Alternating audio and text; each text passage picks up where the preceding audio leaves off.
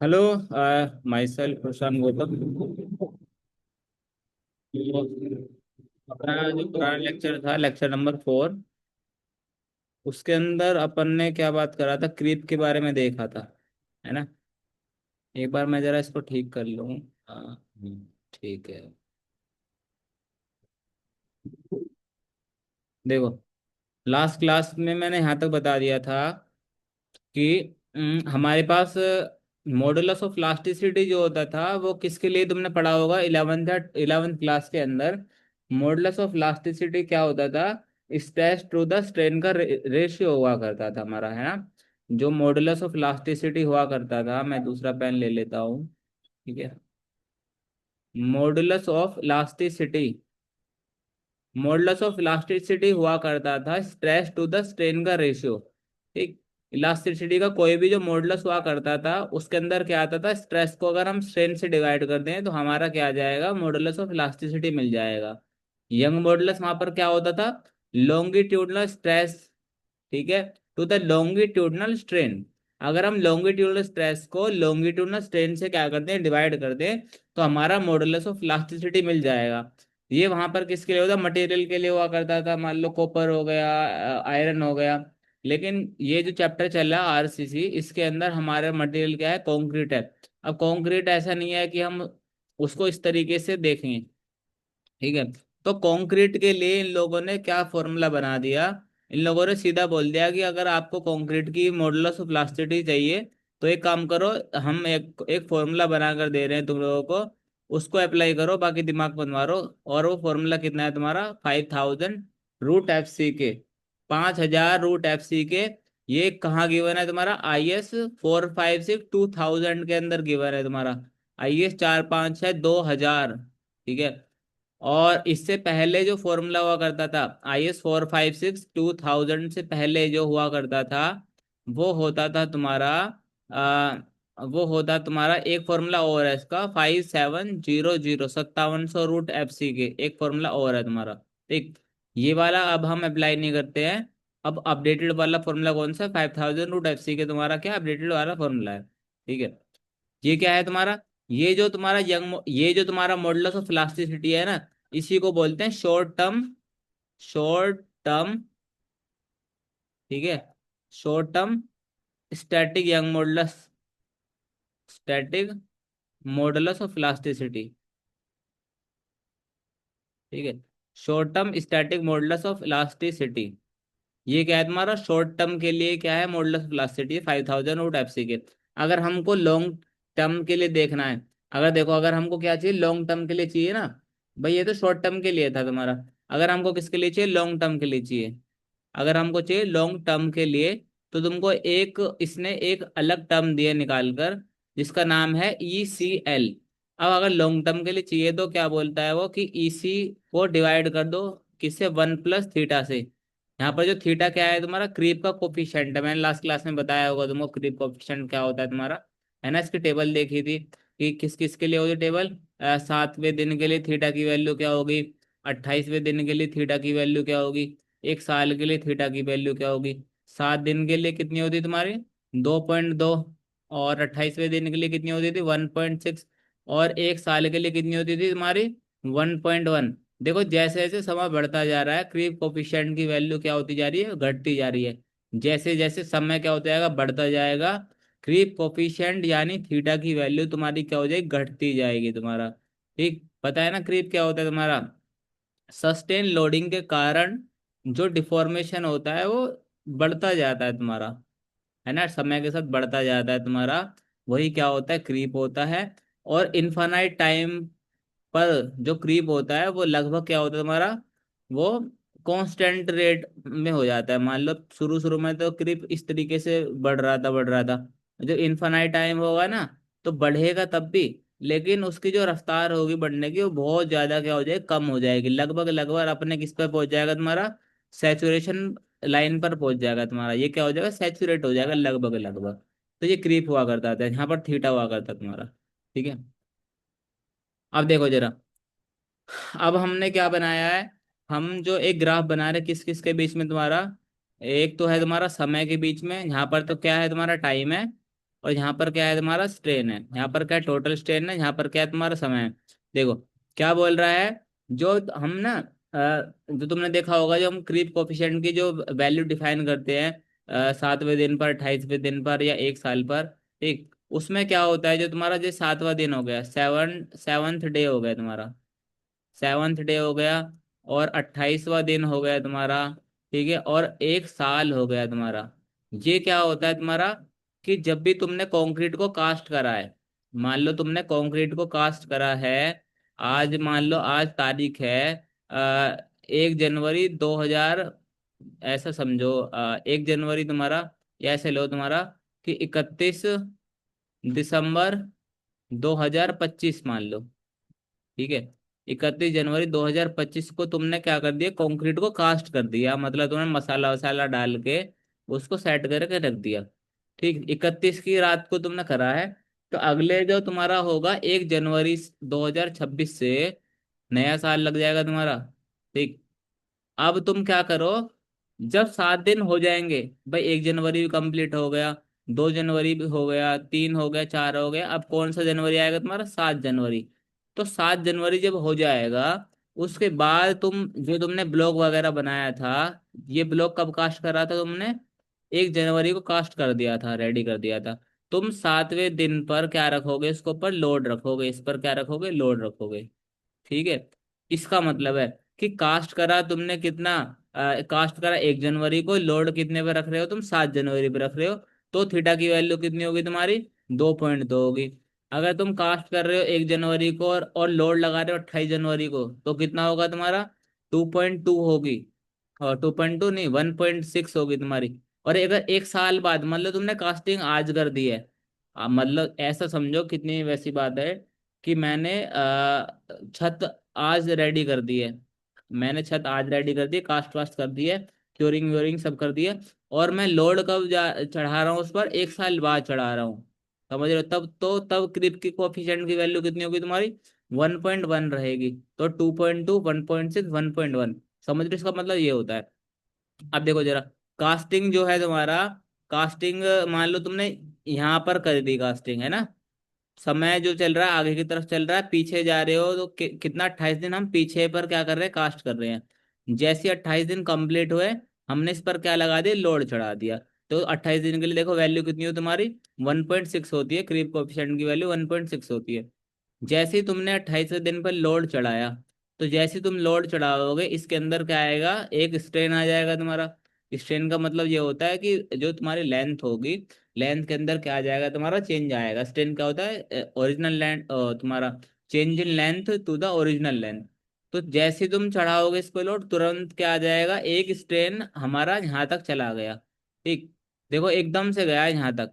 और ये क्या है, क्योंकि ये क्या था तुम्हारा, इलास्टिक स्ट्रेन था। इलास्टिक स्ट्रेन का मतलब वो होता है एक ऐसा स्ट्रेन, इस पर इलास्टिसिटी पता है ना तुमको, प्रॉपर्टी क्या होती है, कि हमने एक बॉडी पर फोर्स लगाया, और फोर्स लगाने के बाद बॉडी क्या आ गई तुम्हारी, डिफॉर्म कर गई। और ये ऐसी प्रॉपर्टी होती है, अगर इस फोर्स को मैं छोड़ भी दूं, तो वापस से इसी पोजीशन पे क्या हो जाएगी, उल्टी आ जाएगी।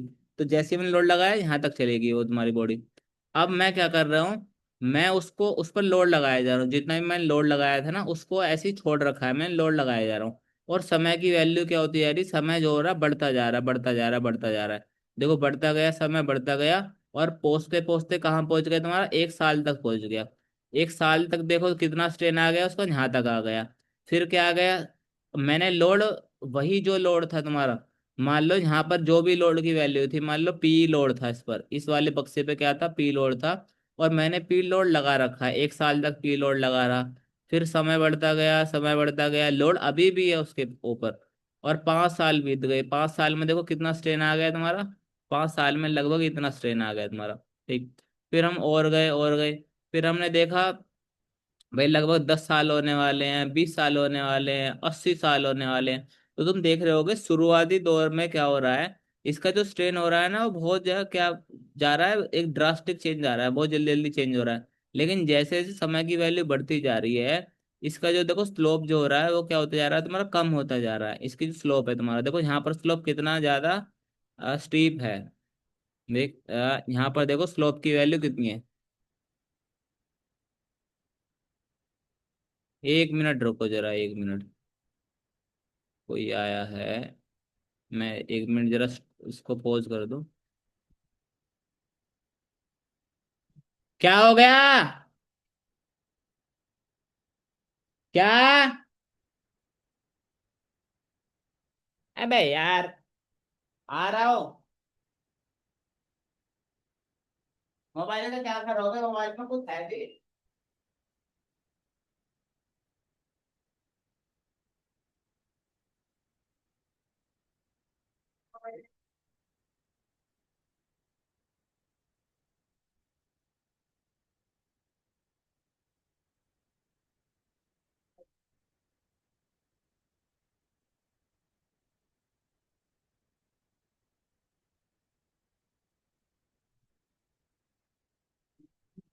अपना लिया, जिंदगी से ज्यादा बहन।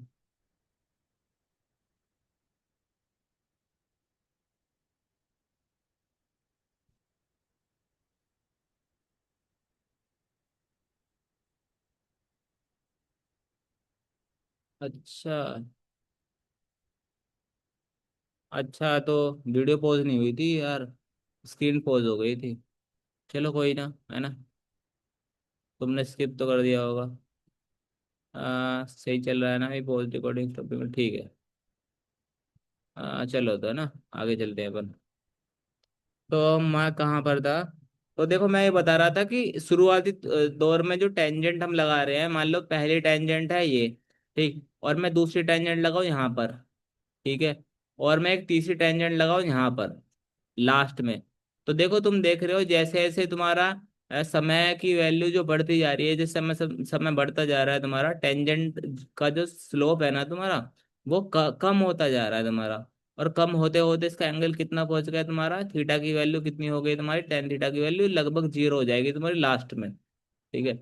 तो शुरुआती दौर में तो बहुत जल्दी जल्दी तुम्हारा क्या होता है, स्ट्रेन आता है, और जैसी समय की वैल्यू अपने लास्ट स्टेज पर पहुंच जाती है, तो ये जो स्लोप होती है वो लगभग जीरो के करीब हो जाती है तुम्हारी। ठीक है। अब देखो, आ, मान लो हमारा ये वाला पॉइंट था, मैं इसको रफ कर देता हूँ एक बार। मैं इसको रफ कर दिया है ना। नोट कर लेना जो भी तुमको नोट करना हो। मान लो मुझे, मैंने इस वाले पॉइंट पर पहुंच गया। कोई भी रैंडम पॉइंट था ये वाला पॉइंट। ठीक है, ये पॉइंट मान लो पी पॉइंट हो गया मान लो तुम्हारा। इस पी वाले पॉइंट पर जैसे मैं पहुंचा, और जो भी तुम्हारा लोड लगा रहा था शुरुआती तौर से, जो जो भी लोड लगा रहा था, उसके बाद मैंने क्या करा, इस लोड को हटा दिया, एकदम से हटा दिया। तो जैसे ही देखो, मैंने यहाँ पर कोई भी लोड नहीं था, जैसे ही मैंने लोड लगाया, इसके अंदर इलास्टिक स्ट्रेन आया था। मैंने तुमको बताया था इलास्टिसिटी की प्रॉपर्टी क्या होती है, कि जैसे ही हम फोर्स लगाएंगे तो मटेरियल तुरंत क्या होगा, डिफॉर्म हो जाएगा तुम्हारा। ठीक। और जैसे ही मैं इस वाली जगह से क्या करूंगा, इसको हटाऊंगा, इस लोड को क्या करूंगा, रिमूव करूंगा, तो वैसे ही क्या होगा, तुम्हारा जितना स्ट्रेन आया था, देखो कितना स्ट्रेन आया था, dx अपॉन में एल स्ट्रेन आया था तुम्हारा। ठीक। उतना ही स्ट्रेन क्या आ जाएगा तुम्हारा, उतना ही स्ट्रेन क्या हो जाएगा, कम हो जाएगा तुम्हारा। ठीक। उतना ही स्ट्रेन कम हो जाएगा। और फिर क्या होगा भाई, देखो ये तो क्या था, तुम्हारा इलास्टिक स्ट्रेन जो था तुम्हारा, वो क्या था, dx अपॉन में एल था। तो इतनी स्ट्रेन की रिकवरी तो उल्टी हो गई, मतलब इतना स्ट्रेन क्या हो गया तुम्हारा, कम हो गया, यहाँ तक हो गया तुम्हारा। ठीक। अब ये जो आ रखा है तुम्हारा, ये कौन सी रिकवरी होगी तुम्हारी? प्लास्टिक रिकवरी होगी तुम्हारी, यहाँ से यहाँ तक की ये क्या होगी तुम्हारी, प्लास्टिक रिकवरी होगी। तो ये भी क्या हो जाएगी तुम्हारी, क्रीप की रिकवरी। ये यहाँ से क्या होगी तुम्हारी, क्रीप की रिकवरी हो जाएगी तुम्हारी। समय के साथ होगी ये भी तुम्हारा, ऐसा नहीं है कि तुरंत हो जाएगी। समय बढ़ता जाएगा, जो क्रीप होगा तुम्हारा वो कम होता जाएगा, कम होता है, कम होता जाएगा। अब तुम ये मत सोचना कि तुमने यहाँ से स्टार्टिंग करी थी इसकी। अबे यार, जब हमने स्टार्टिंग करी थी तो यहाँ पर थे हम, बिल्कुल इलास्टिक स्ट्रेन दिया, इलास्टिक स्ट्रेन हटाया। अगर यहाँ पर इलास्टिक स्ट्रेन हटा, इस वाली जगह से फोर्स हटाएंगे तो उल्टा घूमकर यहाँ पर आ जाएगा तुम्हारा। स्ट्रेन की वैल्यू यहाँ पर कितनी मिल जाएगी तुमको, जीरो मिल जाएगी। लेकिन यहाँ पर ऐसा उम्मीद मत करना कि तुमने यहाँ से हटाया तो जितना इलास्टिक स्ट्रेन था उतना ही कम हो जाएगा तुम्हारा। समय के साथ थोड़ा सा जो प्लास्टिक की जो स्ट्रेन आया था ना तुम्हारा, वो भी क्या हो जाएगा, कम हो जाएगा। लेकिन पूरी तरीके से कम नहीं होगा तुम्हारा। ठीक। ये जो तुम्हारा यहाँ से लेके यहाँ तक जो स्ट्रेन है ना, वो क्या है तुम्हारा, परमानेंट डिफॉर्मेशन आ गया, प्लास्टिक स्ट्रेन आ गया है, और ऐसा प्लास्टिक स्ट्रेन है जो तुम्हारा चेंज नहीं होगा। ये परमानेंट डिफॉर्मेशन आ गई है तुम्हारी। ठीक। अभी इलास्टिक जोन में नहीं रहा है, प्लास्टिक जोन में आ चुका था, इसलिए इसके अंदर क्या आ गई, परमानेंट डिफॉर्मेशन आ गई तुम्हारी। यहाँ तक बात समझ में आ रही है? अब देखो ये क्या है तुम्हारा, यहाँ से यहाँ तक क्या है तुम्हारा, यहाँ से यहाँ तक क्या है तुम्हारा, अल्टीमेट क्रीप स्ट्रेन है तुम्हारा। ठीक। तो याद करो, जो थीटा की वैल्यू होती थी, क्रीप कोफिशिएंट होता था, उसका फॉर्मूला क्या होता है तुम्हारा, उसका फॉर्मूला होता था तुम्हारा अल्टीमेट, या रेशियो बोल दो, ultimate creep strain, ultimate creep strain to the elastic strain.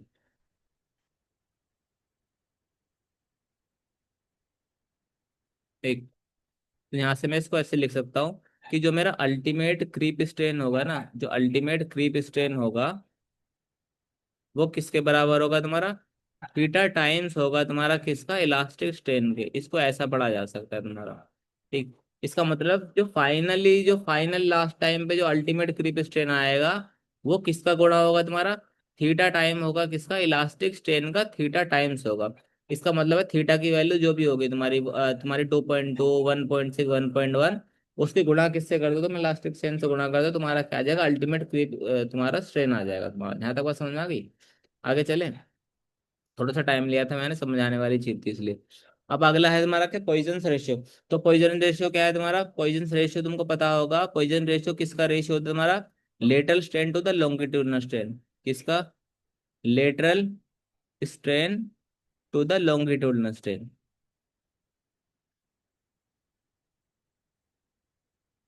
इसको किससे डिनोट करते हैं हम, म्यू से डिनोट करते हैं। देखो तुमने देखा होगा, मान लो तुम्हारे पास क्या है, कोई एक रबड़ है, ठीक है, जो इरेजर होगी, है ना, उसको मान लो अगर तुम ऐसे पकड़ के खींचो, ऐसे पकड़ के तुम क्या कर रहे हो, खींच रहे हो, टेंसाइल फोर्स लगा रहे हो, तो तुम देखोगे ये जो रबड़ होगी तुम्हारी, वो कुछ इस प्रकार से हो जाएगी तुम्हारी। तो तुम क्या देख रहे हो, तुम फोर्स कहाँ लगा रहे हो, इसकी लेंथ के अलोंग लगा रहे हो। ये इसकी लेंथ थी भाई, यहाँ से यहाँ तक की इसकी वैल्यू कितनी है, एल है। इसकी लेंथ के अलोंग तुम क्या लगा रहे हो, फोर्स लगा रहे हो, लॉन्गिट्यूडनल स्ट्रेन लगा रहे हो। ठीक है, लगा रहे हो तुम क्या, लॉन्गिट्यूडनल वो स्ट्रेस लगा रहे हो तुम्हारा। ठीक।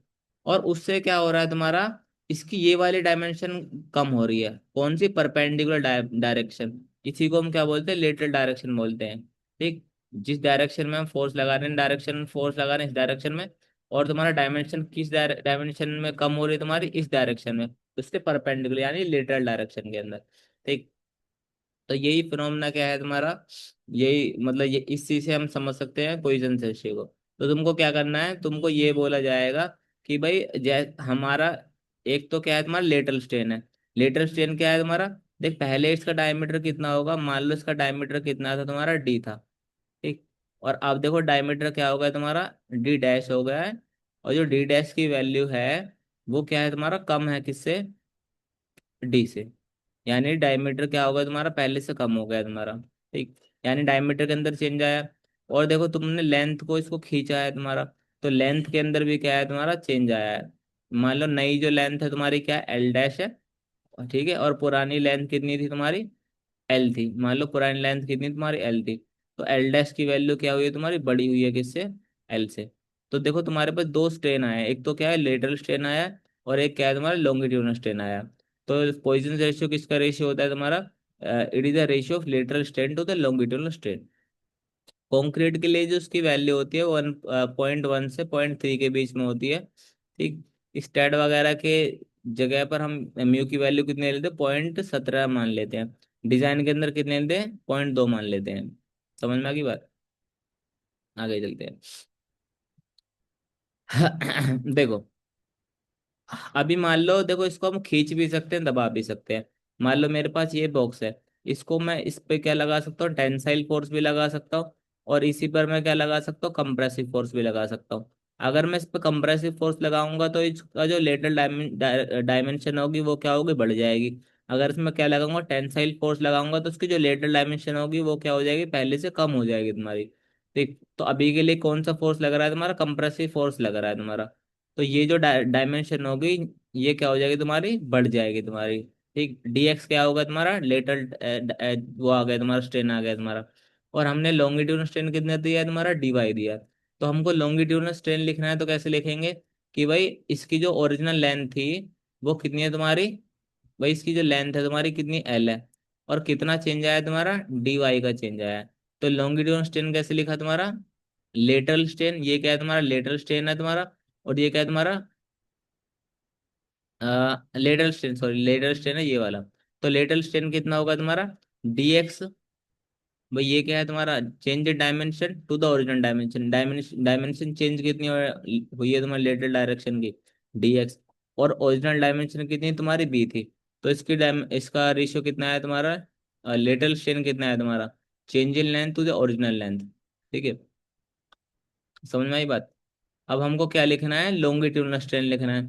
लॉन्गिट्यूडनल स्ट्रेन क्या होगा तुम्हारा, देखो लेंथ है ये वाली तुम्हारी, इसकी लेंथ कितनी थी तुम्हारी, ओरिजिनल लेंथ कितनी थी, एल थी।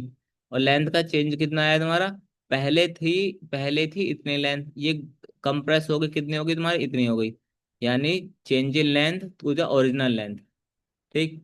और इसके आगे इनका नेचर भी लिख रखा है कि देखो ये स्ट्रेन कैसा है, कंप्रेसिव स्ट्रेन आया है, पहले से वैल्यू क्या हुई है, कम हो गई है। तो क्या हमने लिख दिया, कंप्रेसिव लिख दिया। लॉन्गिट्यूडनल स्ट्रेन क्या है, कंप्रेसिव आया। और लेटरल स्ट्रेन क्या है तुम्हारा, टेंसाइल आया है। इस पर क्या लग रही है, बाहर की तरफ जाने के लिए, ये बाहर की तरफ जा रहा है तुम्हारा, देखो ये वाली जो तुम्हारी जो डायमीटर है या बॉडी है वो बाहर की तरफ फैल रही है। और ये अंदर की तरफ क्या हो रही है, भिज रही है। तो इसके अंदर जो लॉन्गिट्यूडनल स्ट्रेन आया है वो कैसा है, कंप्रेसिव आया है।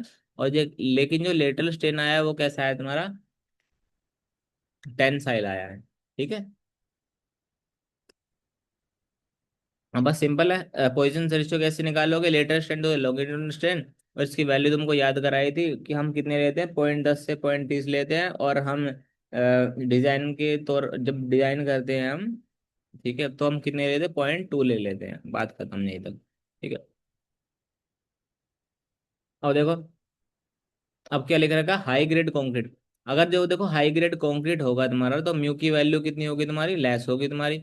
और लो ग्रेड के लिए जो म्यू की वैल्यू होगी वो क्या होगी तुम्हारी, ज्यादा होगी। ठीक। इसका सीधा सा मतलब है कि हाई ग्रेड कंक्रीट का मतलब क्या है, वो कंक्रीट बहुत ज्यादा मजबूत होगा तुम्हारा। अगर बहुत ज्यादा मजबूत होगा तो देखो, अगर मान लो मेरे पास दो दो क्यूब है, मेरे पास एक क्यूब ये है और एक मेरे पास क्यूब क्या है, ये है क्यूब। ठीक है। अब मान लो ये जो क्यूब है वो M10 का है, 10 पता है तुमको, FC के कैरेक्टरिस्टिक कंप्रेसिव स्ट्रेंथ है तुम्हारा।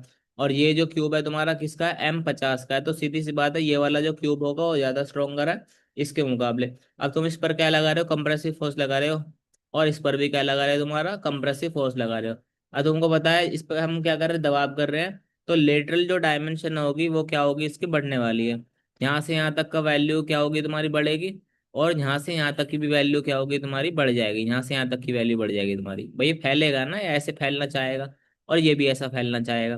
तो बताओ मजबूत कौन सा, ये वाला मजबूत है। तो बताओ जो मजबूत होगा वो ज्यादा फैलेगा या कमजोर ज्यादा फैलेगा। मजबूत मजबूत इसलिए है ना, ताकि वो उसको क्या करे, रेजिस्ट करेगा। तो यहाँ पर जो होगा लेटरल स्ट्रेन जो होगा तुम्हारा, इस वाले केस के अंदर लेटरल स्ट्रेन क्या आएगा तुम्हारा, कम आएगा। ठीक है। अब म्यू किसका रेशियो होता है तुम्हारा, lateral strain, lateral strain to the longitudinal strain, है ना, lateral strain to the longitudinal strain. अब लेटरल स्ट्रेन क्या है तुम्हारा, कम है। तो म्यू की वैल्यू भी हाई हाई ग्रेड कंक्रीट के लिए क्या हो जाएगी, कम हो जाएगी। तो हम हाई ग्रेड कंक्रीट के लिए म्यू की वैल्यू क्या ले लेते हैं, कम ले लेते हैं, 0.10 ले लेते हैं तुम्हारा। जबकि लो ग्रेड के लिए कितना होता है, 0.20 से 0.30 के बीच में होता है तुम्हारा। ठीक। अब यही वही वाला ग्राफ है तुम्हारा, एक जगह पर क्या है तुम्हारा स्ट्रेस है और दूसरी जगह पर क्या है तुम्हारा स्ट्रेन है। जैसे जैसे हम क्या बढ़ाएंगे, इस पर स्ट्रेस बढ़ाएंगे, स्ट्रेन क्या होता रहेगा तुम्हारा, बढ़ता जाएगा। ठीक। अब ये वो वाला तुम्हारा ग्राफ है, स्ट्रेस स्ट्रेन का ग्राफ है कि हुक्स लॉ है, यहाँ यहाँ से यहाँ तक क्या है तुम्हारा, हुक्स लॉ वैलिड है। हुक्स लॉ के अंदर क्या होता है तुम्हारा, जो स्ट्रेस होता है वो डायरेक्टली प्रोपोर्शनल किसके होता है तुम्हारा, स्ट्रेन के होता है तुम्हारा। जो कर्व होता है कैसा कर्व होता है तुम्हारा, लीनियर होता है तुम्हारा। ठीक। हुक्स लॉ क्या होता है, फॉलो होता है तुम्हारा। ठीक। लेकिन जैसे ही तुम क्या करोगे, इस वाले इलास्टिक लिमिट से क्या करोगे, पार करोगे, हमारा जो मटेरियल है वो कहाँ जाना स्टार्ट कर देगा तुम्हारा, यहाँ से आगे किस में जाना स्टार्ट कर देगा तुम्हारा, प्लास्टिक जोन में जाना स्टार्ट कर देगा। अब इलास्टिक स्ट्रेन ना आकर उसके अंदर क्या आना स्टार्ट हो जाएगा, प्लास्टिक स्ट्रेन आना स्टार्ट हो जाएगा। मतलब एक ऐसा स्ट्रेन जो अगर बॉडी में आने लग गया तो फिर उल्टा वो रिवर्स नहीं हो पाएगा। अगर रिवर्स होगा भी तो कुछ परसेंट जो होगा स्ट्रेन वो हमेशा के लिए इस बॉडी के अंदर बरकरार रह जाएगा, उसको तुम चाह कर भी रिकवर नहीं कर सकते। जैसे एक तुम्हारी क्या स्प्रिंग है, उस स्प्रिंग को तुम खींचो थोड़ा सा और वो अपने पोजीशन पे क्या आ जाएगी, तुम्हारी स्प्रिंग वापस आ जाएगी। मेरे पास ये स्प्रिंग थी, मैंने उसको क्या करा, इतना खींच दिया और इतना खींच के छोड़ दिया, तो तुरंत क्या आ जाएगी, अपनी पोजीशन को वापस क्या कर लेगी, अटेन कर लेगी। लेकिन मेरे पास स्प्रिंग है और मैं उसको बहुत ज्यादा क्या कर दूं, खींच दूं, मैंने खींच के ऐसा कर दिया, अब वो वापस नहीं आ पाएगी। ठीक है, कुछ परसेंट हो सकता है कि पीछे चली जाए, लेकिन अपने ओरिजिनल पोजीशन में वापस नहीं जा पाएगी, क्योंकि तुम्हारी जो बॉडी है वो किसके अंदर आ गई है, प्लास्टिक जोन के अंदर आ गई है। प्लास्टिक जोन के अंदर बॉडी पूरी तरीके से अपनी इनिशियल पोजीशन पर नहीं जाती है। समझ गए बात? तो यहाँ से यहाँ तक क्या आया था तुम्हारा, उसका अंदर इलास्टिक स्ट्रेन आया था तुम्हारा, और यहाँ से यहाँ ये वाला जो स्ट्रेन होगा वो क्या आ जाएगा तुम्हारा, यहाँ ये क्या हो जाएगा तुम्हारा, प्लास्टिक स्ट्रेन हो जाएगा तुम्हारा। ये क्या था तुम्हारा, इलास्टिक स्ट्रेन था, और ये क्या तुम्हारा, प्लास्टिक स्ट्रेन था तुम्हारा। समझ गई बात को? ठीक है। अब देखो, plastic strain can be obtain when the stress is very high. जब भी तुम्हारा स्ट्रेस क्या होगा, बहुत ज्यादा हाई होगा, प्लास्टिक स्ट्रेन आएगा। ठीक। और creep strain is observed at low stress. जो क्रीप का जो स्ट्रेन होगा वो किस पर ऑब्जर्व होता है तुम्हारा, लो स्ट्रेस वैल्यू पर तुम्हारा क्या होता है, ऑब्जर्व होता है। It can be determined dynamically from the ultrasonic pulse velocity और फ्रॉम रेजोनेंस फ्रीक्वेंसी टेस्ट। जो तुम्हारा क्या होता है ये जो उसकी वैल्यू होती है तुम्हारी, क्रीप स्ट्रेन की वैल्यू होती है, वो किससे डिटरमाइन कर ली जाती है तुम्हारी, अल्ट्रासोनिक पल्स वेलोसिटी टेस्ट से क्या होती है तुम्हारी, डिटरमाइन होती है तुम्हारी। देखो, तुमको पता होगा, मॉडुलस ऑफ इलास्टिसिटी के बारे में बात कर रहा है। हमारे पास मॉडुलस ऑफ इलास्टिसिटी जो हुआ करते थे, मॉडुलस ऑफ इलास्टिसिटी हमारे पास कितने प्रकार के हुआ करते थे, मैंने पढ़ाया तुमको, नहीं पढ़ाया शायद अभी, शायद पढ़ाया है मैंने ना। याद होगा तुमको, कौन कौन सा होता है, इनिशियल, सीकेंड, टेंजेंट, कोड, कितने चार तरह के हुआ करते थे ना। एक तो कौन सा, initial tangent modulus, initial tangent modulus. ठीक, मॉडुलस ऑफ वेलोसिटी। फिर क्या था तुम्हारा, सीकेंट होता था, secant tangent, secant modulus of elasticity. फिर क्या आता है तुम्हारा, टेंजेंट मॉडुलस ऑफ इलास्टिसिटी। ठीक, टेंजेंट मॉडुलस। और फिर क्या है तुम्हारा, कोड। ठीक है। तो देखो, इनिशियल टेंजेंट मॉडुलस का क्या मतलब होता है, मान लो तुम्हारा कुछ ग्राफ कुछ इस प्रकार से आता है तुम्हारा ग्राफ। ठीक, इनिशियल का मतलब होता है कि भाई इनिशियल जो, इनिशियल देखो, इनिशियल टेंजेंट मॉडुलस एक तरह का, जो ये जो है तुम्हारा पहला वाला जो है ना तुम्हारा मॉडुलस, वो इसी का ही पार्ट है तुम्हारा। टेंजेंट का मतलब होता है जिस भी पॉइंट पर तुमको क्या चाहिए, स्लोप चाहिए, उसी पर क्या मार दो, टेंजेंट मार दो। तो मान लो मैंने, अगर मैं शुरुआती दौर पर भाई जो ग्राफ है तुम्हारा यहाँ से स्टार्ट हुआ, मैंने इसी पर क्या टेंजेंट मार दी, तो उसी को क्या बोलूंगा, इनिशियल टेंजेंट मॉडुलस बोलूंगा। सेकंड का मतलब होता है कि एक काम करो तुम, यहाँ पर क्या होता है तुम्हारा, स्ट्रेस होता है, इस वाली जगह पर क्या होता है, स्ट्रेन होता है। तो स्ट्रेस वाली जो लाइन है तुम्हारा, उस पर कितना जाओ तुम, FC के/3 के आ जाओ, आगे जाओ, FC के/3 के आ जाओ, ऊपर जाओ। अरे यार, यहाँ पर क्या होगा तुम्हारा, FC के होगा, यहाँ पर क्या आएगा तुम्हारा, FC के आएगा। तो FC के/3 पर जाओ तुम, तो FC के/3 कहाँ पर आ गया तुम्हारा, यहाँ पर आ गया मान लो। ठीक, इसको क्या करो, एक्सटेंड करो। कहीं मान लो इस वाली जगह पर, भाई ग्राफ सही नहीं बनाया थोड़ा, मान लो यहाँ आता है FC के/3 पॉइंट, यहाँ आता मान लो। ठीक, तो उस वाले पॉइंट को पकड़ो और एक ओरिजिनल वाले पॉइंट को पकड़ो, और दोनों को क्या कर दो, मिला दो। ठीक है, दोनों को क्या कर दो, मिला दो। ये क्या बन जाएगा तुम्हारा, ये बन जाएगा तुम्हारा क्या, सीकेंड मॉडुलस बन जाएगा तुम्हारा। FC के/3 पर हम क्या लगा देते हैं, टेंजेंट लगा देते हैं, वही क्या होता है तुम्हारा, सीकेंड मॉडुलस हो जाता है तुम्हारा। टेंजेंट का मतलब है कहीं पर भी अगर तुमको पॉइंट मिल जाए, यहाँ वाला पॉइंट मिल जाए, यहाँ मिल जाए, तो उसी जगह पर क्या लगा दो तुम, टेंजेंट लगा दो। टेंजेंट वाला जो है मॉडुलस वो कहीं पर भी बता देगा, जहां पर भी तुम पॉइंट रखो उसी जगह पर टेंजेंट मार दो, वहां पता लग जाएगा। कोड का मतलब ये है, ग्राफ के कोई भी दो पॉइंट पकड़ लो और इन दोनों पर क्या लगा दो, टेंजेंट मार दो, उसकी स्लोप बता दो, वो क्या बताया, कोड बताएगा। तो जो इनिशियल टेंजेंट मॉडुलस है ना, उसी को हम क्या बोल देते हैं, डायनेमिक मॉडुलस ऑफ इलास्टिसिटी। इसी को क्या बोला जाता है तुम्हारा, dynamic, dynamic modulus of elasticity, dynamic modulus of elasticity बोला जाता है। ठीक, और इसको निकालने का जो तरीका है, मेथड है, वो क्या है तुम्हारा, अल्ट्रासोनिक पल्स वेलोसिटी टेस्ट या रेजोनेंस फ्रीक्वेंसी टेस्ट। ये तुमको ध्यान रखना जरूरी है, इसलिए मैंने बता दिया तुमको। ठीक,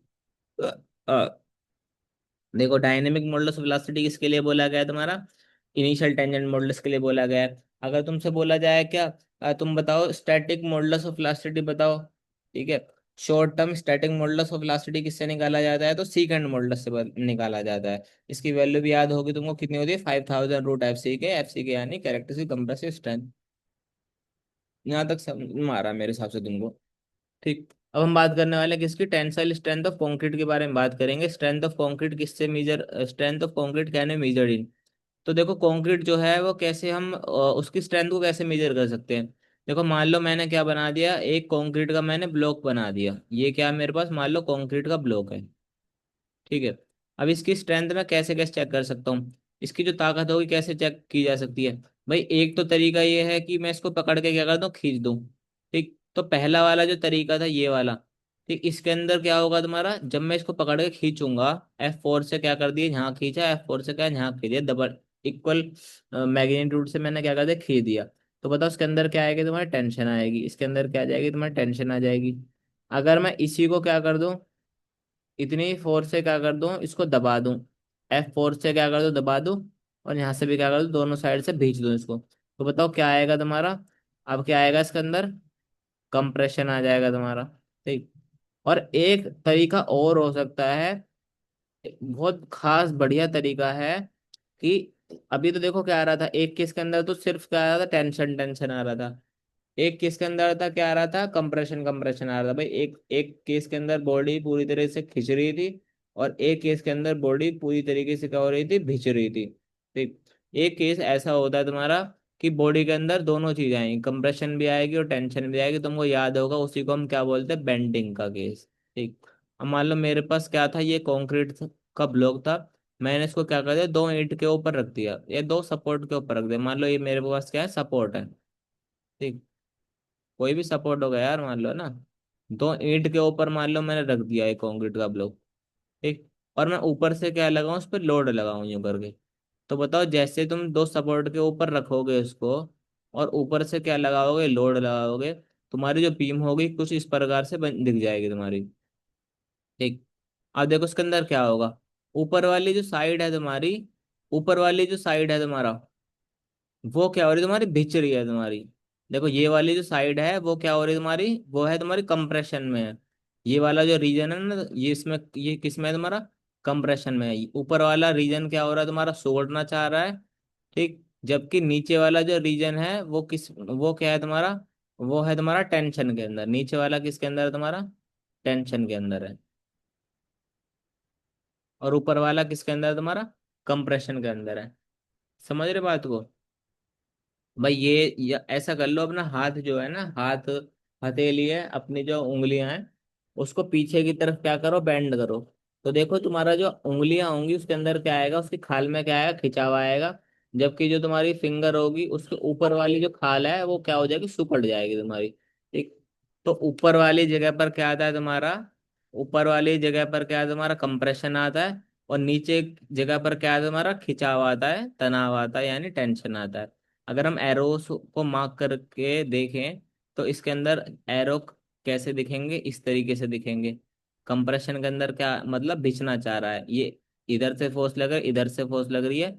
ये वाला जो मटेरियल है वो क्या हो रहा है, फोल्ड हो रहा है। फोल्ड होने का मतलब ये है कि खींचना चाह रहा है ना, फोल्ड नहीं हो रहा है, मैं समझाने के लिए बता रहा हूँ तुमको। ठीक, और ये क्या हो रहा है तुम्हारा, ये वाला जो मटेरियल होगा वो क्या हो रहा है तुम्हारा, ये खिंचता जा रहा है तुम्हारा। तो ऊपर क्या आता है तुम्हारा, कंप्रेशन आता है, और नीचे क्या आता है, टेंशन आता है। और जैसे ही हम ऊपर से नीचे की तरफ चलते रहते हैं, देखो ऊपर की तरफ मान लो क्या कंप्रेशन है, तुम्हारा जो ये जो है तुम्हारा, वो एरो का साइन कैसा है, कुछ इस प्रकार से इधर जा रहा है तुम्हारा। और टेंशन का जो एरो है वो कहाँ जा रहा है तुम्हारा, ऐसे जा रहा है। ठीक, तो जैसे हम ऊपर से नीचे चलेंगे, तो बताओ यहाँ पर कंप्रेशन है तुम्हारा, और यहाँ पर टेंशन है तुम्हारा। यानी जैसे ऊपर से नीचे चल रहे होंगे, कंप्रेशन की वैल्यू क्या हो रही होगी, घट रही होगी, घट रही होगी। और टेन ठीक, और घटते घटते कितनी हो जाएगी तुम्हारी, जीरो हो जाएगी। और उसके बाद क्या होगा, ये अपनी डायरेक्शन रिवर्स करेगा, और किस किस उसमें आएगा तुम्हारा, टेंशन के अंदर आएगा। तो यानी ऊपर से नीचे के आने की, जब आते हैं तो कंप्रेशन की वैल्यू क्या होती है, कम होती रहती है, कम होती रहती है। ठीक, और यहाँ पर कितनी हो जाती है, कम होती होती है, जीरो हो जाती है। अब इससे नीचे जाओगे तो किस में वैल्यू जाएगी तुम्हारी, टेंसाइल फोर्स में तुम्हारी वैल्यू बढ़ती जाएगी तुम्हारी। ठीक, तो ये जो लाइन होती है ना, ये ऐसी लाइन होती है कि जहां पर ना तो तुम्हारा कंप्रेशन होता है, कंप्रेसिव फोर्स होती है, ना ही तुम्हारी टेंसाइल फोर्स होती है। और ये जो एक न्यूट्रल लाइन होती है तुम्हारी, ये इमेजिनरी लाइन होती है, इसी को हम क्या बोलते हैं, न्यूट्रल एक्सिस। ठीक, न्यूट्रल एक्सिस एक ऐसी एक्सिस होती है। अभी ऐसा है नहीं कि यहाँ पर कोई लाइन बनी होगी, इसका मतलब ये है, हमने मान लिया है कि भाई एक ऐसी लाइन होगी बीच में इसके, जो क्या होगा तुम्हारा, ना तो उस पर कंप्रेशन आएगा तुम्हारा, ना तो उस पर कंप्रेशन आएगा, और ना ही उस पर क्या आएगा, टेंशन आएगा, उसी को हम क्या बोलते हैं, न्यूट्रल एक्सिस बोलते हैं। ठीक, तो मैंने तुमको बताया, देखो क्या आ सकता है, कंप्रेशन आ सकता है तुम्हारा। अब देखो कंप्रेशन तो क्या हो सकता है, डायरेक्ट कंप्रेसिव स्ट्रेंथ हो सकती है। मान लो तुम्हारे पास कोई बॉडी थी और तुमने उसको डायरेक्ट क्या कर दिया, दोनों साइड से भेज दिया, तो क्या आएगी, डायरेक्ट कंप्रेसिव स्ट्रेंथ आएगी, उसकी कंप्रेसिव स्ट्रेंथ निकाल सकते हो। एक क्या आ सकती है, एक बेंडिंग के अंदर कंप्रेसिव स्ट्रेंथ आ सकती है। भाई एक स्ट्रेंथ तो ऐसी, जब मैं उसको क्या कर रहा हूँ, डायरेक्ट क्या कर रहा हूँ, दोनों साइड से भेज रहा हूँ, तो क्या होगी तुम्हारी, डायरेक्ट कंप्रेसिव स्ट्रेंथ होगी, ये वाला केस हो गया तुम्हारा। ठीक, एक होगा कंप्रेसिव स्ट्रेंथ, लेकिन किसके अंदर, तुम्हारा बेंडिंग के अंदर। जब बेंडिंग हो रही होगी तब कंप्रेसिव स्ट्रेंथ कितनी होगी तुम्हारी, दोनों के अंदर फर्क है। ये इसके अंदर ये अलग कंप्रेसिव स्ट्रेंथ है और ये अलग स्ट्रेंथ कंप्रेसिव स्ट्रेंथ है। ये डायरेक्ट कंप्रेसिव स्ट्रेंथ होगी, तो ये कौन सी होगी तुम्हारी, ये होगी bending compressive strength. Compressive strength किसके अंदर, बेंडिंग के अंदर। टेंशन के अंदर क्या होगा तुम्हारा, टेंशन के अंदर ये है तुम्हारा कि मैंने इसको क्या था, डायरेक्ट पकड़ के खींच दिया। ठीक, और दूसरा क्या था, बेंडिंग टेंसाइल स्ट्रेंथ। जब हम बेंडिंग करेंगे तो एक टेंशन, जो एक एक टेंशन नीचे की तरफ भी आती है तुम्हारी। ठीक, तो इसके अंदर स्ट्रेंथ कितनी होगी इसी बॉडी की, तो एक ये हो गई। ठीक, एक होती तुम्हारी शियर स्ट्रेंथ, होती है किसकी, तुम्हारी कंक्रीट की। शियर स्ट्रेंथ का अलग अगला चैप्टर आएगा, है ना, आगे आएगा, उसके बारे में तब हम पढ़ेंगे। ठीक, अच्छा, तो देखो, हमारा हमारे पास दो तरीके हैं तुम्हारा टेंसाइल स्ट्रेंथ निकालने के लिए। ठीक, पहला तरीका है तुम्हारा कि डायरेक्ट टेंसाइल स्ट्रेंथ को निकालने का तरीका क्या है तुम्हारा, permissible stress in direct tension में be read from I S code 456। तो जो तुम्हारा आई एस कोड 456 है, उसके अंदर लिखा हुआ है डायरेक्ट टेंसाइल स्ट्रेंथ निकालने का तरीका, कि डायरेक्ट टेंसाइल स्ट्रेंथ तुम लोग कैसे निकालते हो, उसके बारे में हम आगे बढ़ेंगे। ठीक, अभी के लिए इसके लिए होल्ड करो। बेंडिंग के अंदर अगर हमको टेंसाइल स्ट्रेंथ चाहिए, बेंडिंग का दूसरा नाम क्या है तुम्हारा, फ्लेक्सुरल टेंसाइल स्ट्रेंथ। बेंडिंग को ही हम क्या बोलते हैं, फ्लेक्सुरल बोलते हैं, ध्यान रखना। बेंडिंग का मतलब है किस चीज को क्या कर देना तुम, वो बेंड हो रही है तुम्हारी, मुड़ रही है। ठीक, उसी को क्या बोलते हैं, फ्लेक्सर बोल दिया जाता है। अब देखो, बेंडिंग जो टेंसाइल स्ट्रेंथ है, उसके लिए हमने एक सिंबल रख लिया, उसका उसका नाम क्या है तुम्हारा, एफ सी आर। ठीक, एफ सी आर क्या है तुम्हारा, बेंडिंग टेंसाइल स्ट्रेंथ या फ्लेक्सुरल टेंसाइल स्ट्रेंथ को हम किससे नोट करते हैं, एफ सी आर से नोट करते हैं। इसके लिए भी फॉर्मूला दिया है किसने, आईएस 456/2000 ने तुम्हारा जो कोड है वो बताता है कि एफ सी आर की वैल्यू कितनी होती है, 0.7 √FC के होती है। एफ सी के फिर से वही है तुम्हारा कैरेक्टरिस्टिक कंप्रेसिव स्ट्रेंथ। मान लो तुम्हारे पास क्या है, M25 का कंक्रीट है, बताओ उसकी फ्लेक्सुरल टेंसाइल स्ट्रेंथ कितनी होगी।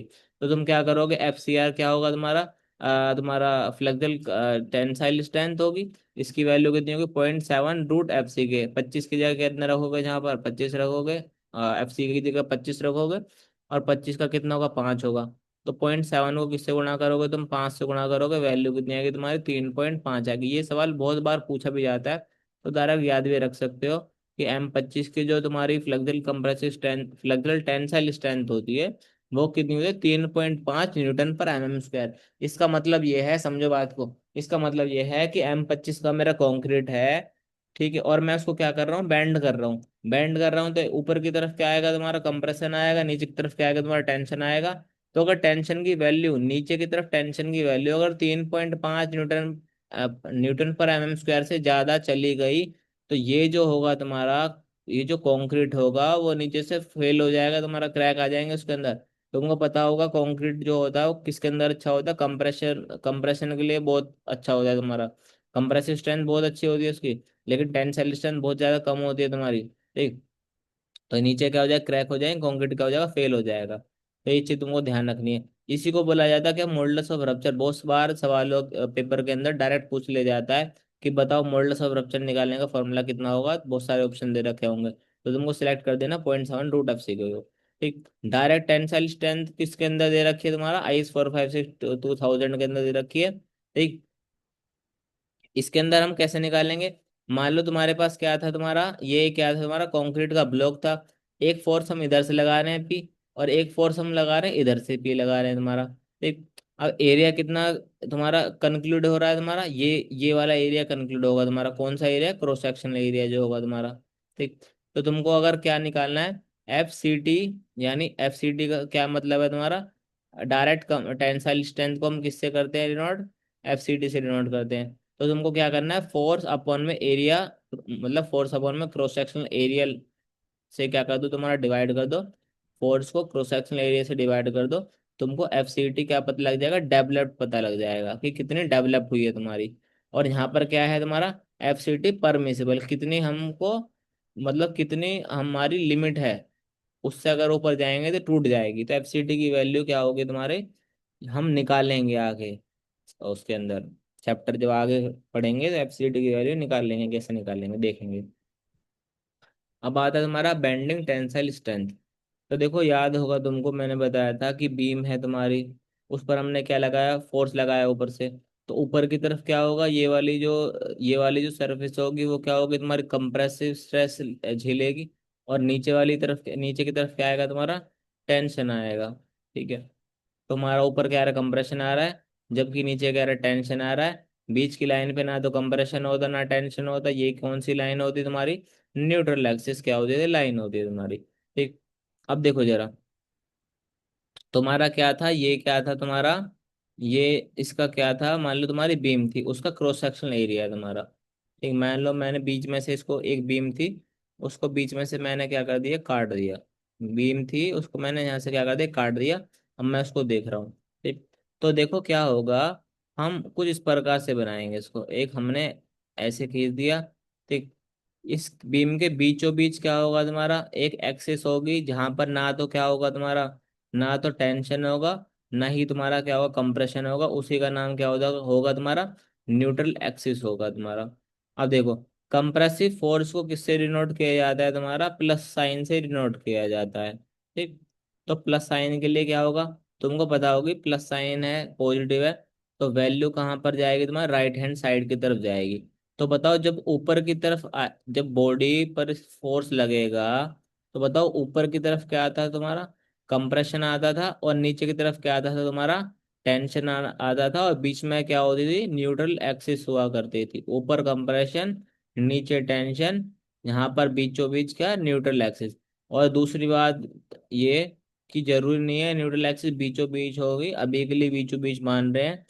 ठीक। आगे जाके जैसे तुम्हारा स्टील डलेगा, स्टील ज्यादा कम होगा, तो न्यूट्रल एक्सिस भी ऊपर नीचे होती रहती है, समझो बात को। तो न्यूट्रल एक्सिस का मतलब ये नहीं है कि बीच में बिल्कुल जाके न्यूट्रल एक्सिस होगी, कंप्रेशन और टेंसाइल फोर्स बीच में जाके जीरो होगी, ऐसा जरूरी नहीं है। ठीक।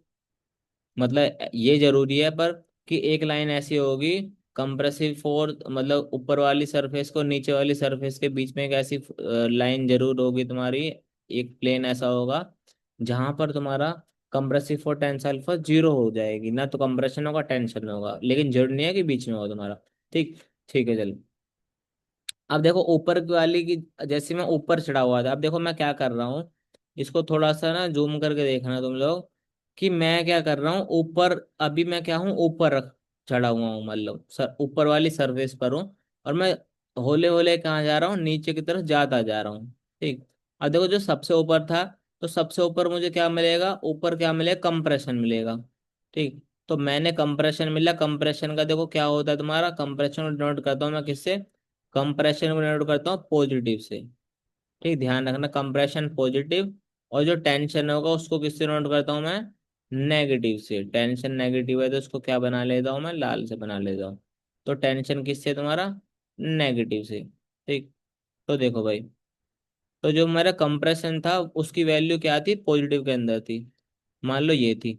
जैसे जैसे मैं नीचे की तरफ जाऊंगा, तो बताओ भाई, ये बताओ न्यूट्रल एक्सिस पर बताओ, सी की वैल्यू कितनी हो जाएगी, जीरो हो जाएगी।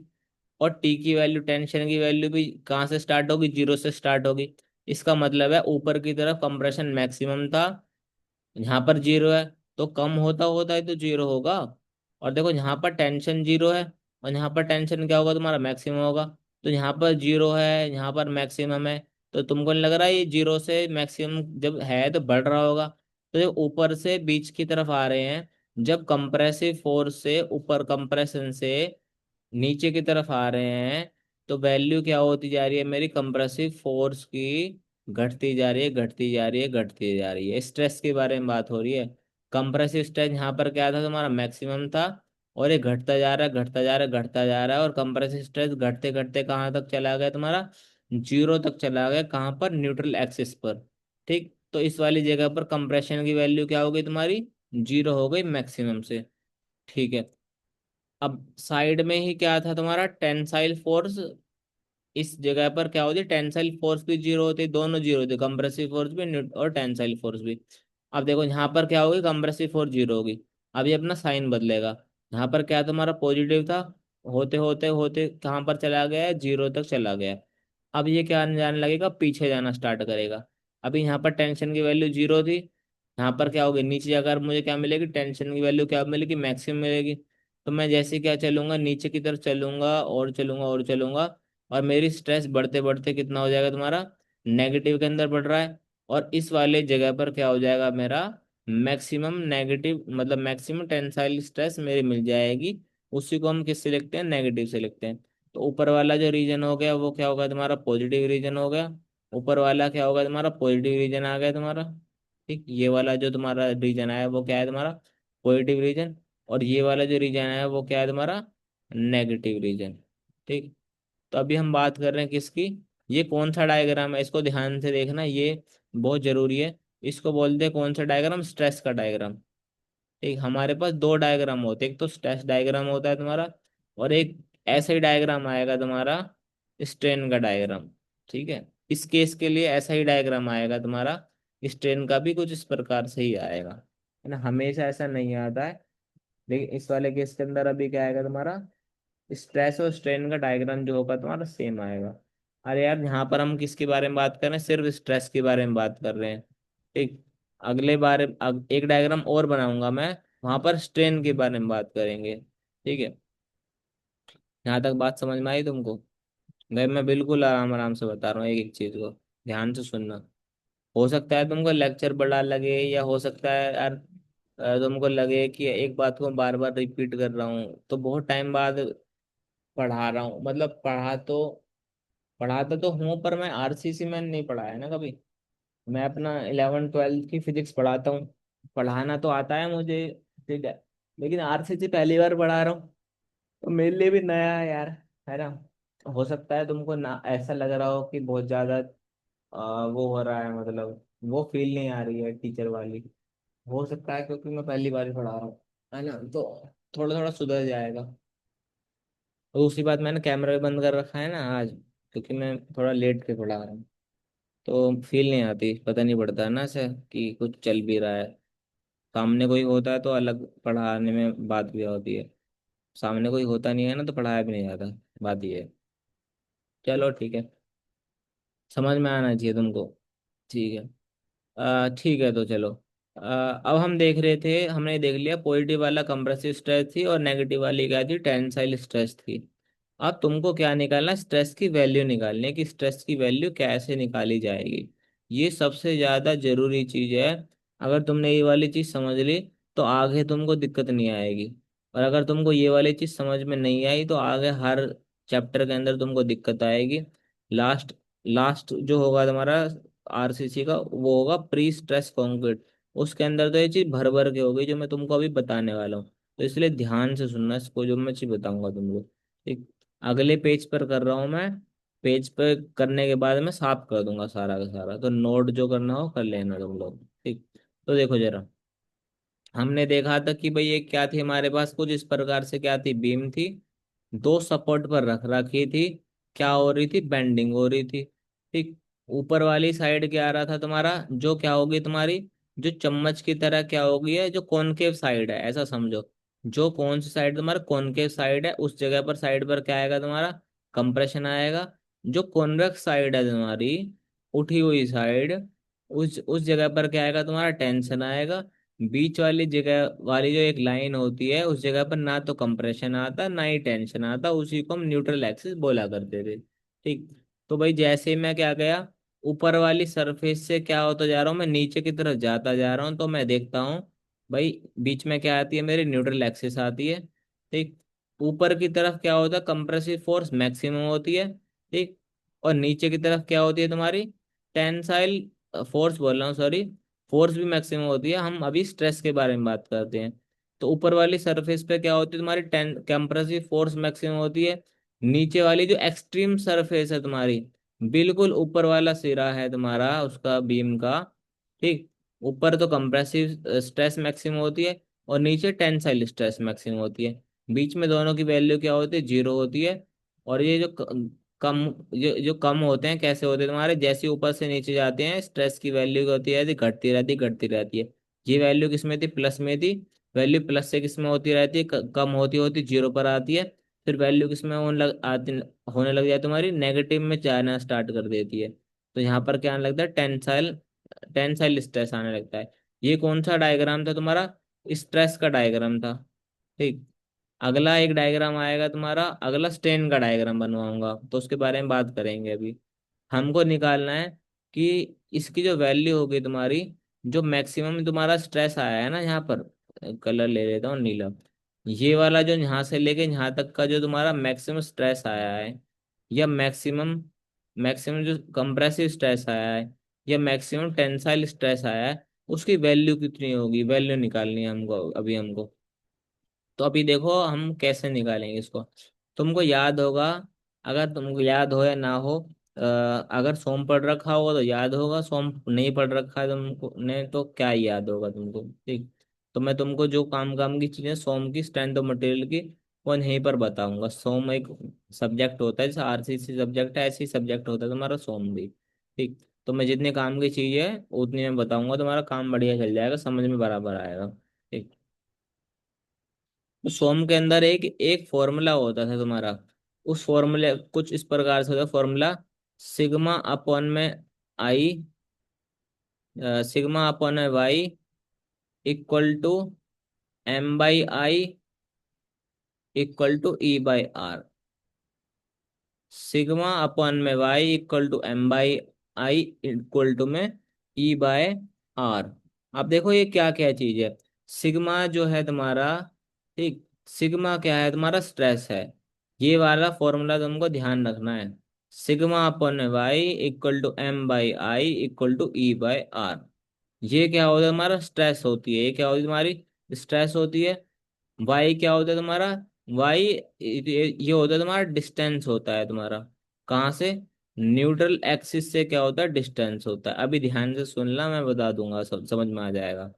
एम क्या होता है, मोमेंट ऑफ इनर्शिया होता है तुम्हारा, मोमेंट ऑफ इनर्शिया बोल रहा हूँ। एम होता है तुम्हारा क्या, मोमेंट होता है। आई क्या होता है तुम्हारा, आई होता है मोमेंट ऑफ इनर्शिया। ठीक। और ई क्या होता है तुम्हारा, ठीक, ई हो गया तुम्हारा इलास्टिसिटी हो गई तुम्हारी।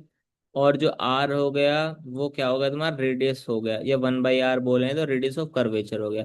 इसके बारे में बात नहीं कर रहे हैं अभी हम, है ना, इसको छोड़ते हैं, बाल तुम क्या तुम कंफ्यूज करो। ये चीज ध्यान रखो, ये मोमेंट है, ये स्ट्रेस है, ये क्या है तुम्हारा, डिस्टेंस है, और ये क्या है तुम्हारा, मोमेंट ऑफ इनर्शिया है। तो देखो जरा, हमको क्या निकालना है, हमको निकालना स्ट्रेस निकालना है। क्या निकालना, स्ट्रेस निकालना है। यानी स्ट्रेस का तुम्हारा जो सिंबल है वो क्या होगा तुम्हारा, सिग्मा क्या है तुम्हारा, स्ट्रेस है तुम्हारा। ठीक। अब तुमको पता है तुम्हारे पास कितने स्ट्रेस हैं, दो स्ट्रेस हैं। ऊपर तो कौन सा है तुम्हारा, कंप्रेसिव स्ट्रेस है, और नीचे क्या है तुम्हारा, टेंसाइल स्ट्रेस है, सिग्मा सी सिग्मा टी। ऐसा कुछ होता तो नहीं है, वैसे लिखा तो नहीं होता, पर मैंने लिख दिया है समझाने के लिए, लिखते नहीं है सिग्मा सी सिग्मा टी। ठीक। तुमको समझ में आया इससे मैंने लिख दिया। तुमको क्या निकाला, स्ट्रेस निकालना है। तो देखो दो, ये सारे इक्वल टू में है, तुमको सिर्फ ये वाली चीज और ये वाली चीज उठा लेनी है। और यहाँ से किसकी वैल्यू निकालनी, सिग्मा की वैल्यू निकाल। सिग्मा की वैल्यू कितनी होगी तुम्हारी, एम बाई आई इंटू में वाई। ठीक। अब देखो एम क्या है तुम्हारा, मूवमेंट है। मूवमेंट मतलब क्या, बेंडिंग मूवमेंट। ठीक। यहाँ पर एक चीज आएगी तुम्हारी, अभी आराम आराम समझना, ज्यादा दिमाग मत मारना। एक मूवमेंट है, ठीक, मूवमेंट बताया ना तुमको, फोर्स इंटू में परपेंडिकुलर डिस्टेंस, 11th क्लास, उसी को हम क्या बोलते हैं, मूवमेंट बोलते हैं। ठीक। ऐसी सेम ही चीज क्या है तुम्हारा, बेंडिंग मोमेंट है। तो एक ऐसा मोमेंट जो चीज को क्या कर रहा हो, बेंड करा रहा हो। बेंड का मतलब पता है ना तुमको, कोई चीज मुड़ रही है, देख ये वाली चीज क्या हो रही है, बेंड हो रही है। ठीक। बोलते हैं ना, तुमने सुना होगा कि पाइप के अंदर एक बेंड होता है। बेंड क्या होता है, मुड़ा हुआ होता है, घुमा हुआ होता है। तो देख ये जो तुम्हारी बीम है वो क्या हो गई तुम्हारी, बेंड हो गई है तुम्हारी। ठीक, गोल हो गई है कुछ इस प्रकार से। ठीक। तो ऐसा मोमेंट जो किसी चीज को बेंड करा दे उसी को हम क्या बोलते हैं, बेंडिंग मोमेंट। एक ही चीज है मोमेंट, बेंडिंग मोमेंट एक ही चीज है। एम को ही मैंने बी एम लिख दिया है। नीचे क्या है तुम्हारा, मोमेंट ऑफ इनर्शिया है। ये जो बॉडी है इसका कितना मोमेंट ऑफ इनर्शिया है तुम्हारा। और ये क्या है तुम्हारा, वाई है, क्या है तुम्हारा, वाई क्या है तुम्हारा, न्यूट्रल एक्सिस से उस वाले पॉइंट जहां पर तुम क्या निकालो, स्ट्रेस निकाल लो, वहां वहां तक के पॉइंट की दूरी, वो क्या है तुम्हारा, वाई है। अभी समझाऊंगा जब मैं लिखूंगा इसकी वैल्यू तो और ज्यादा समझ में आएगी तुमको। ठीक है। देखो जरा अब यहाँ पर आ जाओ। देखो, मान लो मैं फिर से क्या बना लेता हूँ, ये बीम बना लेता हूँ। भाई मेरी बीम ऐसी थी, मैंने क्या करा, ऐसे खच खच करके क्या आरी से काटा। आरी से काट के मैंने इसको क्या कर दिया, ऐसे करके मैंने घुमा दिया यूं करके। और मैं इसका ये कटा हुआ वाला पार्ट देख रहा हूँ, ये वाला कौन सा पार्ट है, आरी से जो कटा हुआ था, खच खच करके जो काट दिया था मैंने। ठीक। ये क्या आ रही थी तुम्हारी, ये न्यूट्रल एक्सिस थी तुम्हारी। ये कौन सी एक्सिस थी तुम्हारी, न्यूट्रल एक्सिस थी। जहाँ पर स्ट्रेस, यहाँ पर कंप्रेसिव स्ट्रेस और टेंसाइल स्ट्रेस दोनों क्या होती थी, जीरो होती थी। ठीक। अच्छा, अब हमारा जो स्ट्रेस का डायग्राम आता था कुछ इस प्रकार से होता था। ऊपर आगे ऊपर की तरफ क्या हो तुम्हारा, पॉजिटिव, और नीचे की तरफ क्या तुम्हारा, नेगेटिव। तो ये क्या होगा तुम्हारा पॉजिटिव, और ये क्या होगा तुम्हारा नेगेटिव। अब देखो मैंने तुमसे बोला था कि मुझे जो स्ट्रेस की वैल्यू, देखो यहाँ पर क्या है तुम्हारा, मैक्सिमम कंप्रेसिव स्ट्रेस है। यहाँ पर क्या है तुम्हारा, मैक्सिमम टेंसाइल स्ट्रेस है। मुझे इसकी वैल्यू चाहिए, मतलब यहाँ से लेके यहाँ तक की मुझे वैल्यू चाहिए। तो मैं कैसे निकालूंगा, स्ट्रेस, स्ट्रेस निकालना। तो स्ट्रेस का निकालने का फॉर्मूला भी ड्राइव करा है हमने, क्या था तुम्हारा, क्या था तुम्हारा, एम अपॉन में आई इंटू में वाई।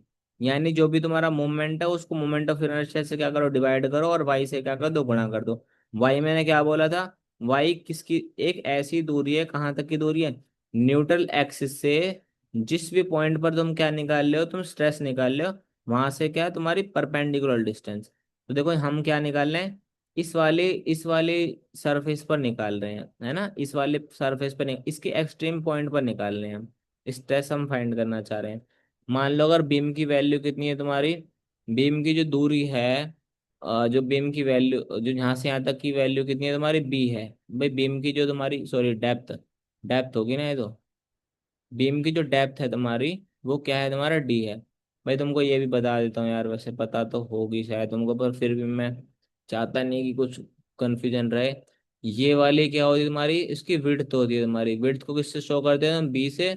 और बीम की ये क्या होती है हमारी, डेप्थ होती है। ठीक। यहाँ से लेके, ऊपर से लेके एकदम नीचे तक क्या होती है तुम्हारी, डी होती है तुम्हारी। ठीक।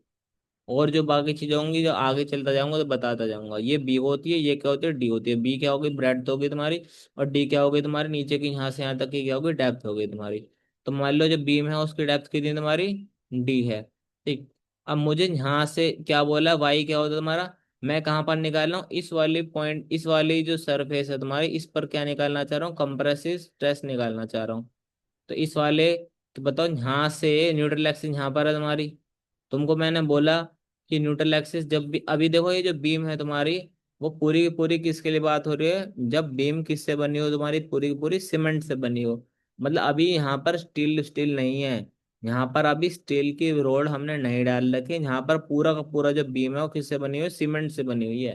तो इस ऐसे केस के अंदर न्यूट्रल एक्सिस बीचों बीच आती है बिल्कुल, है ना। मान लो इसकी पूरी की जो डेप्थ कितनी है, डी है, तो ये कितने पाएगी, डी बाई टू पर आएगी। यहाँ से यहाँ तक की दूरी कितनी होगी, डी बाई टू। यहाँ से यहाँ तक की दूरी कितनी होगी तुम्हारी, डी बाई टू। ठीक है। अब बताओ वाई, वाई की जो वैल्यू कितनी है, न्यूट्रल एक्सिस से जिस भी पॉइंट पर तुम स्ट्रेस निकालना चाह रहे हो, यहाँ से वहां तक की दूरी। तो बताओ यहाँ से यहाँ तक की दूरी कितनी होगी तुम्हारी, डी बाई टू हो गई। समझ गए बात को।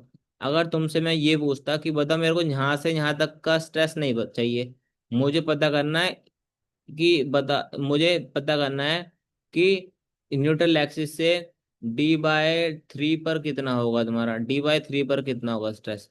तो तुम क्या करोगे, एक ऐसे लाइन काट दोगे यूं करके। ठीक। ये लाइन कहाँ होगी, यहाँ से यहाँ तक गुजर के जाएगी। तो तुमसे पूछा सवाल वाले ने, ये वाला जो ये वाला जो होगा ना, तो ये वाला रीजन होगा, इस पर स्ट्रेस कितना होगा, यहाँ से यहाँ तक की जो दूरी है।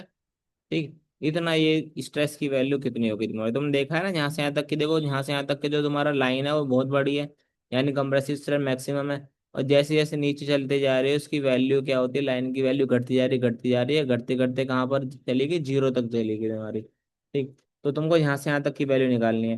तो उसके लिए वाई की वैल्यू कितनी हो जाएगी तुम्हारी, उसके लिए वाई की वैल्यू यहाँ से लेके यहाँ तक के लिए वाई की वैल्यू कितनी होगी, D/3 हो जाएगी। तो समझ में आएगा वाई का हम कैसे काम करेंगे। वाई एक वेरिएबल है जो हमारा बता रहा है कि हम कौन से पॉइंट पर क्या निकालना चाह रहे हैं, स्ट्रेस निकालना चाह रहे हैं, तो उसी के लिए वाई की वैल्यू उठा के हम पुट कर देंगे और हमारा स्ट्रेस की वैल्यू निकल जाएगी। वाई वेरिएबल है इसके अंदर से। ठीक। यहाँ तक बात क्लियर है। ठीक है। अब देखो इसने सीधा सा बोला है कि अगर ये वाली जो इसने यहाँ से यहाँ तक की जो तुम्हारा स्ट्रेस है, कंप्रेसिव स्ट्रेस, उसको डिनोट कर दिया तुम्हारा F1 से, और जो टेंसाइल स्ट्रेस है उसको हम डिनोट कर देते हैं, हम किससे, FCBT से डिनोट करते हैं, ध्यान रखना। ठीक। भाई ऊपर वाला जो है तुम्हारा उसको भी किसी से डिनोट करते हैं, आगे डिनोट कर देंगे, अभी के लिए F1 लिख रखा है। ठीक। जो तुम्हारा एक्सट्रीम फाइबर पे जो टेंशन आती है ना तुम्हारी, अबे यार बॉटम ये तुम्हारा न्यूट्रल एक्सिस से तो नीचे नीचे टेंशन ही आ रहा है, थोड़ा सा नीचे जाएंगे तो कम टेंशन आएगा, फिर जैसे नीचे चलते जाएंगे टेंशन की वैल्यू बढ़ती जाएगी और इस वाले पॉइंट पर क्या हो जाएगी तुम्हारी, मैक्सिमम हो जाएगी। तो मैक्सिमम जो टेंसाइल स्ट्रेस है उसको क्या बोलते हैं, FCBT बोलते हैं। FCBT का मतलब समझो, F क्या है तुम्हारा स्ट्रेस है, C क्या है, देखो FCBT, ध्यान से सुनना। एफ एफ को किससे डिनोट करा जाता है, स्ट्रेस से। एफ क्या बता रहा है, स्ट्रेस बता रहा है। सी क्या है तुम्हारा, कंक्रीट की बात हो रही है तुम्हारी। बी क्या आ रहा है, बेंडिंग। और टी क्या आ रहा है, टेंशन आ रहा है। तो इसका मतलब होता है compressive stress of concrete in bending in tension, की कंक्रीट की कंक्रीट की कंक्रीट की तुम्हारी बेंडिंग के अंदर टेंसाइल स्ट्रेंथ कितनी होगी, वही क्या है तुम्हारा, FCBT है तुम्हारी। तो FCBT कैसे निकालेंगे, मूवमेंट को डिवाइड करेंगे किससे, वाई से, और यहाँ पर क्या कर देंगे, वाई से हम क्या कर देंगे, गुणा कर देंगे, बी M/, में आई इंटू में क्या, वाई। अब वाई के आगे क्या लगा रखा है, वाई बी लगा रखा है, वाई बॉटम, यानी यहाँ से यहाँ तक की जो दूरी, यहाँ से यहाँ तक की जो दूरी दे रखी है वो कितनी दे रखी है इसने, वाई बॉटम दे रखी है। यहाँ से यहाँ तक की वैल्यू कितनी दे रखी है तुम्हारी, YT दे रखी है, यानी वाई टॉप। समझ गई बात को। ठीक। भाई यहाँ से यहाँ तक की दूरी इस केस के लिए कितनी होगी तुम्हारी, D/2 हो जाएगी, अगर ये बीचों बीच है। अगर बीचों बीच ना हो तो अब देख के लिख दो जो भी वैल्यू देख रखी है तुम्हारी। तो समझ में आ गई तुमको। तो FCBT की वैल्यू क्या होगी तुम्हारी, BM/, में आई इंटू में वाई बॉटम, और ऊपर की वैल्यू कितनी होगी, BM/, में आई इंटू में वाई टॉप हो जाएगी तुम्हारी। ठीक। मोडुलस ऑफ रप्चर कितना होगा तुम्हारा, अब जो मोडुलस ऑफ रप्चर कितना होता है तुम्हारा, 0.7 √FC के होता है तुम्हारा। ठीक। ये क्या होता है तुम्हारा, ये होती है तुम्हारी क्या, ये स्ट्रेंथ होती है तुम्हारी किसकी, परमिसिबल टेंसाइल स्ट्रेंथ होती तुम्हारी। इसका मतलब ये होता है कि जब भी बेंडिंग हो रही होगी कोई भी चीज, तो अगर अगर 0.7 √FC के से अगर वैल्यू ज्यादा बढ़ गई तो वैल्यू तुम्हारा जो कंक्रीट होगा या फिर तुम्हारा स्ट्रक्चर होगा वो क्या हो जाएगा, फेल हो जाएगा। ठीक। अब देखो इसकी वैल्यू कितनी है तुम्हारी, सबसे लास्ट में कितनी होती है वैल्यू, FCBT होती है। अब ध्यान से समझो कि हमको अगर कंक्रीट को बचाना है, अगर हमको कंक्रीट के अंदर बचाना है, क्योंकि कंक्रीट अच्छा किसके अंदर होता है तुम्हारा, कंप्रेशन के अंदर अच्छा होता है, टेंशन के अंदर अच्छा नहीं होता, टेंशन के अंदर टूट जाता है। तो मुझे क्या करना पड़ेगा, मुझे हमेशा ऐसी डिजाइन करना पड़ेगा जहां पर FCBT की वैल्यू, यानी ये वाली जो वैल्यू है FCBT की वैल्यू, वो हमेशा क्या रहे तुम्हारी, कम रहे किससे तुम्हारा, FCR से। FCR वैल्यू से हमेशा क्या रहनी चाहिए, इसकी वैल्यू कम होनी चाहिए, तभी मेरा कंक्रीट सेफ रहेगा। जैसे ही इसकी वैल्यू, FCBT की वैल्यू अगर तुम्हारी FCR की जितनी हो गई या FCR से ज्यादा हो गई, तो कंक्रीट क्या हो जाएगा तुम्हारा? तो कंक्रीट क्या हो जाएगा तुम्हारा, क्रैक हो जाएगा। ठीक है। तो ऐसे ही इसी को हम बोलते हैं क्रैक और अनक्रैक सेक्शन ही पढ़ते हैं। आगे बताऊंगा, अभी दिमाग पे ज्यादा जोर मत डालो। दो चीज होती है, एक होता है क्रैक सेक्शन, एक होता अनक्रैक सेक्शन। कभी अगर एफसीबीटी की वैल्यू एफसीआर से ज्यादा हो गई, लिख लो उसको, अगर तुम्हारा वैसे पढ़ाऊंगा मैं, या ना चुपचाप सुनते रहो, दिमाग में लोड मत डालना अभी कि क्या है क्या नहीं है, बाद में पढ़ा दूंगा, समझ में आ जाएगा। एफसीबीटी की वैल्यू अभी देखो, हमको सेफ केस के लिए क्या चाहिए, एफसीबीटी की वैल्यू एफसीआर से कम चाहिए। मॉडुलस ऑफ रप्चर से, नाम में ही क्या है, मॉडुलस ऑफ रप्चर, रप्चर के बारे में बता रहा है ये वाला मॉडुलस। एफसीबीटी की वैल्यू क्या होगी, एफसीआर से कम होगी तो तुम्हारा कंक्रीट टूटेगा नहीं, टूटेगा नहीं तो क्रैक नहीं होगा। तो जब भी एफसीबीटी की वैल्यू एफसीआर से क्या होगी तुम्हारी, कम होगी, तो कैसा सेक्शन होता है तुम्हारा, अनक्रैक सेक्शन होता है, ऐसा सेक्शन जो टूटेगा नहीं। ठीक। अगर कभी भी एफसीबीटी की वैल्यू एफसीआर की जितनी हो गई, या एफसीआर से ऊपर हो गई, तो तुरंत सेक्शन क्या हो जाएगा तुम्हारा, टूटना स्टार्ट हो जाएगा। ठीक। उसको हम क्या बोलते हैं, क्रैक सेक्शन बोलते हैं। तो दो तरीके से सेक्शन को बनाया जा सकता है, क्रैक सेक्शन भी बनाया जा सकता है और अनक्रैक सेक्शन भी बनाया जा सकता है। अब तुम सोच रहे होगे कि भाई हम हमारे पास दो सेक्शन है, एक के अंदर क्रैक है एक के अंदर अनक्रैक है, तो क्रैक जो सेक्शन है बनाई क्यों रहे हैं। ठीक है। तो हम कंक्रीट को तोड़ना क्यों चाह रहे हैं। तो क्रैक सेक्शन का मतलब ये नहीं होता है कि जैसे मैंने क्रैक सेक्शन बोला कंक्रीट पूरा का पूरा टूट के चार हो जाएगा पूरा, ऐसा मतलब नहीं है। ये थ्योरी है और ये बोलती है कि क्रैक सेक्शन जब भी आ जाएगा तुम्हारा, तो कंक्रीट कोई भी टेंशन नहीं लेगा। सारी की सारी टेंशन कौन ले लेगा, स्टील ले लेगा। अभी आरसीसी हमने पढ़ा, स्टार्ट नहीं करा आरसीसी। ठीक। आरसीसी के अंदर, आरसी जब स्टार्ट होगा जब स्टील घुसेगी इसके अंदर, अभी स्टील स्टील नहीं आ रही है। ठीक। तो ये वाली चीज मैं तुमको बाद में बताऊंगा कि क्रैक सेक्शन क्या होता है, अनक्रैक सेक्शन क्या होता है। अभी तुम ठंड रखो, जहां तक जितनी बात बताई है उसको ध्यान से सुनो बस। ठीक है। अच्छा। अब मैं इसको देखो, मैं मिटो रहा हूँ है ना, इसको मैं मिटो देता हूँ। मैं लेक्चर थोड़ी देर में बंद ही करने वाला हूँ। ये स्लाइड और बता रहा हूँ, फिर मैं, बैटरी भी लो हो रही है, ध्यान दिख भी रहा होगा शायद। ठीक।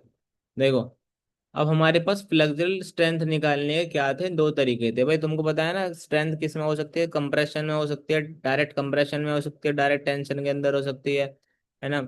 और फ्लेक्सर क्या होता है तुम्हारा, बेंडिंग के अंदर कितनी स्ट्रेंथ होगी तो फ्लेक्सर की स्ट्रेंथ बता दे, उसको हम फ्लेक्सर की स्ट्रेंथ बोलते हैं, बेंडिंग की स्ट्रेंथ को।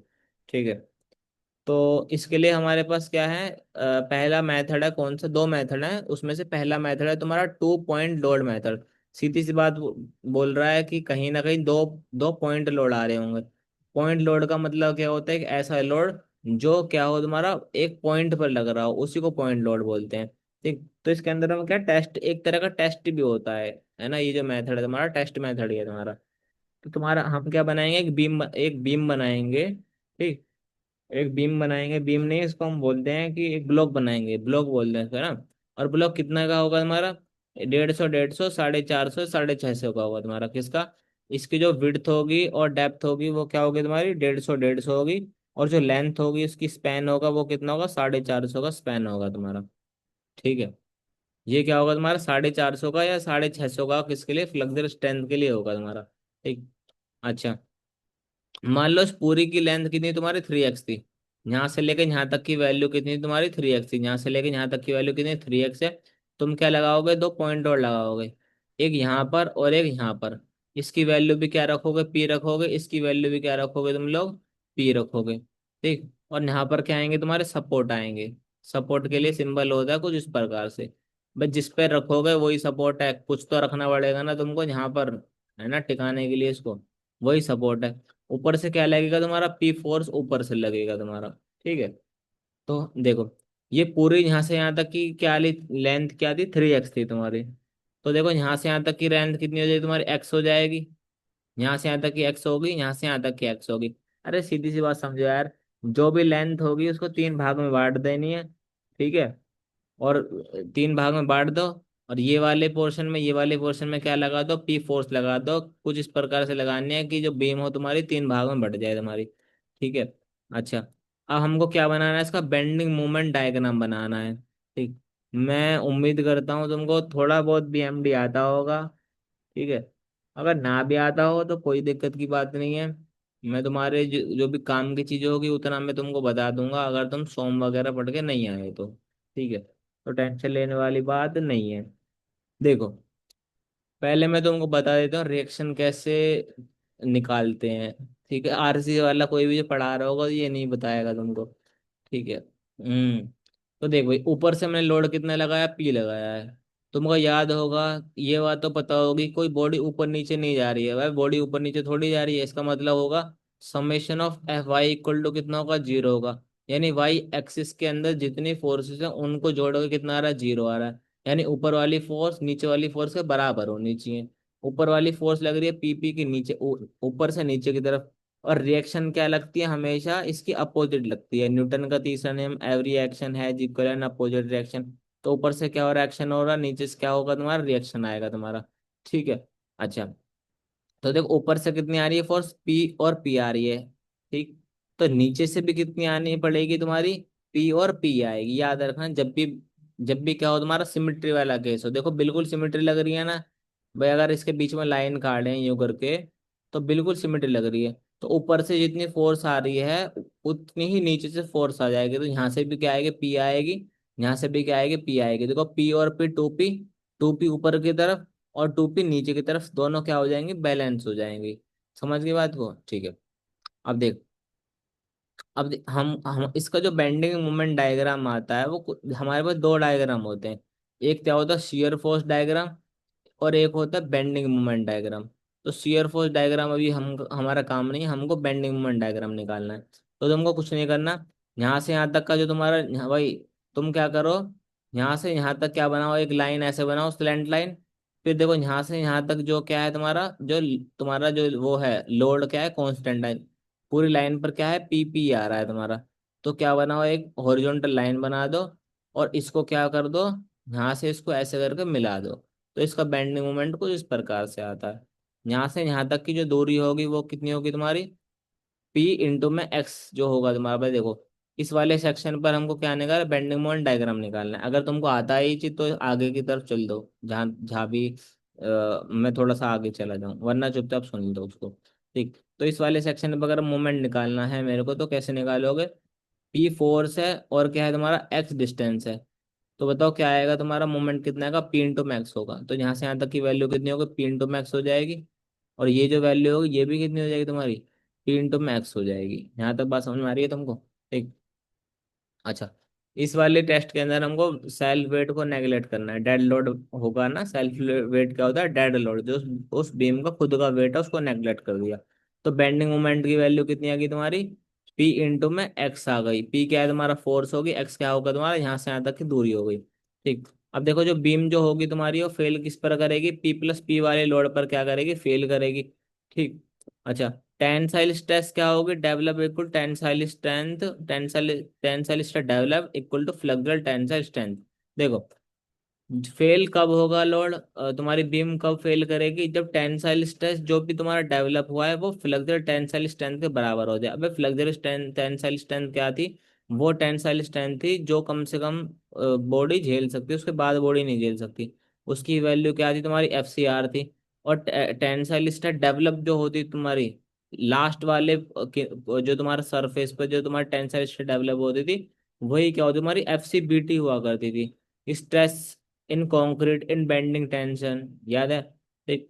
तो इसका मतलब है तुमको ये वाली चीज को इस वाली चीज के क्या कर देनी है, बराबर पुट कर देनी है। ठीक। तो याद करो एफ सी बी टी को किसके बराबर पुट कर देना है। अबे यार मैंने यही तो बताया, जब भी एफ सी बी टी किसके बराबर होगा, तुम्हारा एफ सी आर के बराबर होगा। वो बीम, वो जो तुम्हारी स्ट्रक्चर होगा तुम्हारा वो क्या हो जाएगा, फेल हो जाएगा। फेल क्या, उस पर क्रैक आएंगे, फेल हो जाएगा तुम्हारा।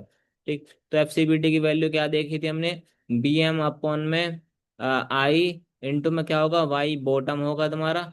और वो किसके आएगा तुम्हारा, एफ सी आर के बराबर आ जाएगा तुम्हारा। ठीक है, वो किसके बराबर आएगा तुम्हारा, एफ सी आर के बराबर आ जाएगा तुम्हारा। ठीक।